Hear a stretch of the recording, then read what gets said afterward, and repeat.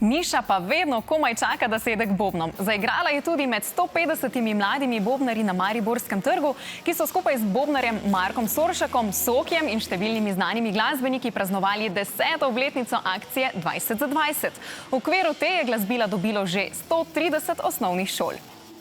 Mi pa smo Mišo ujeli v glasbeni šoli, kjer je bobnala tudi za nas. Če hočeš biti bobnarka, moraš znati tole. Ime mi je Miša in stara sem 10 let še zaenkrat. Bobne sem začela igrati tako, pač me je moj bratec navdušil in pa je vedno mu nekaj ni šlo in sem mu jaz pač hotela pokazati in potem pa je pač me nekako navdušil in všeč mi je, ker so glasni in so tako malo drugačni od vseh drugih, ker sem jaz tudi v duši malo bolj divja kot pa mirna. Vsaki dan sedem za bobna in nekaj zaigram. Najprej vadim to, kaj smo na uri delali, potem pa vedno nekaj še za sebe, nekaj pač, kar nekaj, samo pač po svoje.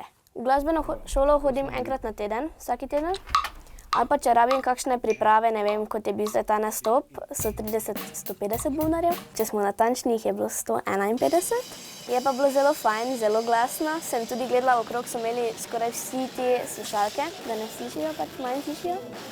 Ampak jaz pa jih nisem potrebovala, zelo je bilo fajn, smo se ujeli. Igram v 2 bendih in ker smo 5. razred, smo se odločili, da bomo imeli junaki 5. razreda.